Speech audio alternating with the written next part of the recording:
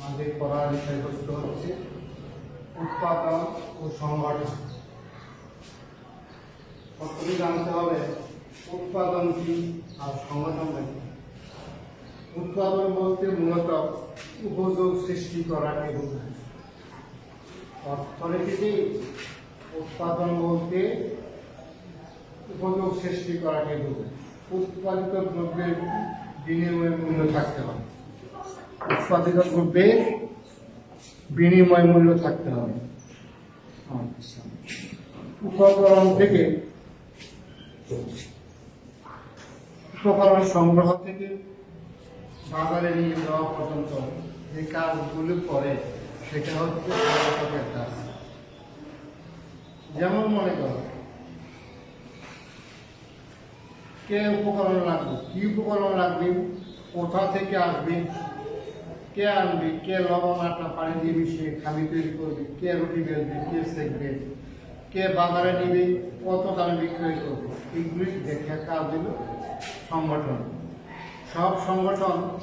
সব কিছু সংগঠন দক্ষতার সঙ্গে তদারকি না করতে পারলে নির্দিষ্ট পরিমাণ উপকরণ থেকে সর্বোচ্চ পরিমাণ উৎপাদন পাওয়া মোটেও সম্ভব নয়।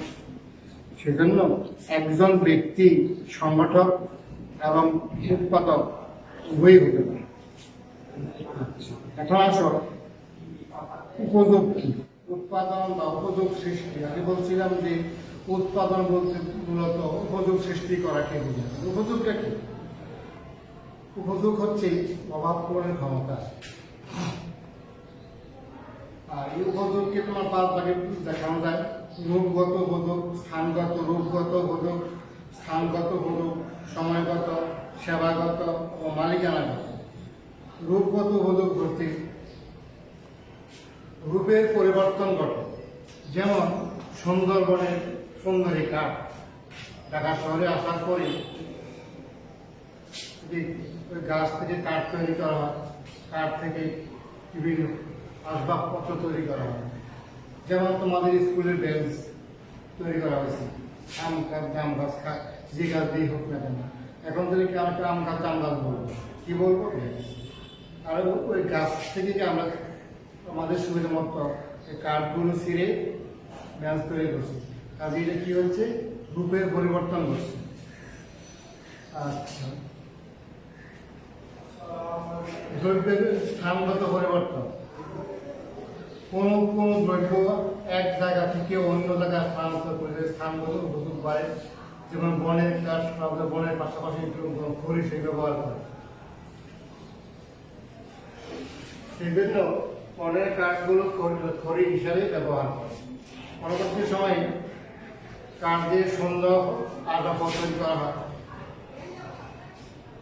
সময়গত উপযোগ, এটা হচ্ছে তোমার সময়ের ব্যবধানে অনেক জিনিস উৎপাদন ও উপযোগ বাড়ে, এদেরকে সময়গত উপযোগ বলে। যেমন পৌষ মাঘ মাস ধানের মৌসুমে ফলন বেশি হয়, সেগুলো রেখে দিলে চৈত্র বৈশাখ মাসে সেগুলো বাজারে বিক্রি করে অধিক অর্থ উপার্জন করা যায়। বা ভাদ্র আশ্বিন মাসে মধু ধান বিক্রি করে বেশি দাম পাওয়া যায়। সময়গত উপযোগ। সেবাগত উপযোগ হচ্ছে মানুষ তার সেবা দ্বারা যে উৎপাদন সৃষ্টি করে তাকে সেবাগত উপযোগ বলে। শিক্ষক শিক্ষাদান করে শিক্ষিত মানুষ তৈরি করে।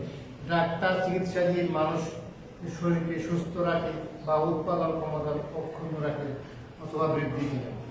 মালিকানাগত উপযোগ, কোন অর্থনৈতিক দ্রব্য বা সেবার মালিকানা পরিবর্তন করে অতিরিক্ত উৎপাদন সৃষ্টি করে।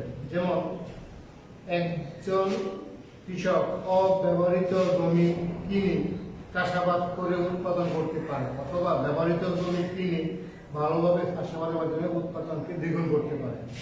কাজেই আমরা কি বললাম যে উপযোগ উৎপাদন উপযোগের প্রকার কয়টা বললাম? 5টা। রূপগত উপযোগ, স্থানগত উপযোগ, সময়গত উপযোগ, সেবাগত উপযোগ এবং মালিকানাগত উপযোগ।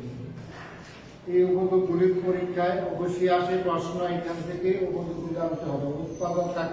উৎপাদন কাকে বলে, উপযোগগুলিতে কি বোঝাও, উপযোগকে কত ভাগে ভাগ করা যায় ইত্যাদি। তারপরে আসছে সংগঠন, উৎপাদনের উপকরণ সমূহ।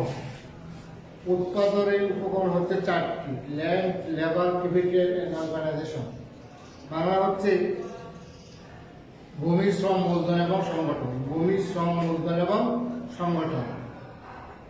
কোনো কিছু উৎপাদনের জন্য যেসব দ্রব্য বা সেবা কর্ম প্রয়োজন হয় সেগুলিকে বলে উৎপাদনের উপকরণ।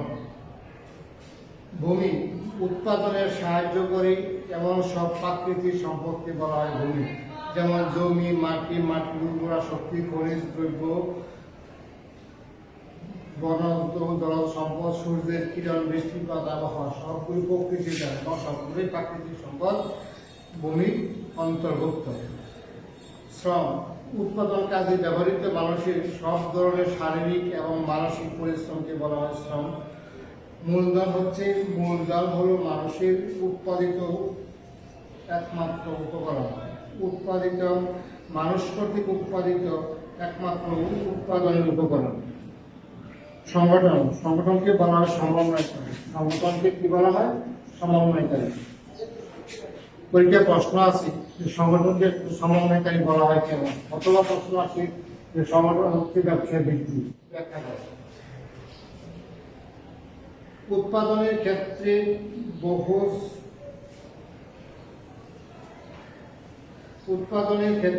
ভূমি, শ্রম, মূলধন, সংগঠন উপকরণ উপযুক্ত সমন্বয় ঘটিয়ে উৎপাদন কাজ পরিচালনা করাকে বলা হয় সংগঠন। সমন্বয় ঘটানো এবং কাজ পরিচালনাকে ব্যবস্থাপনা বলা হয়।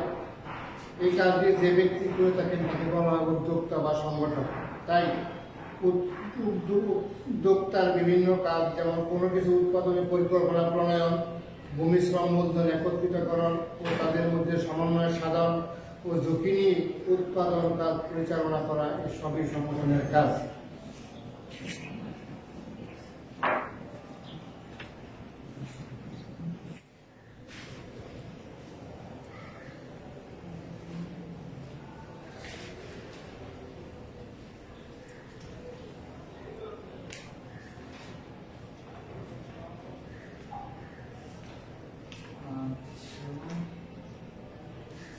কি বলেছিলাম?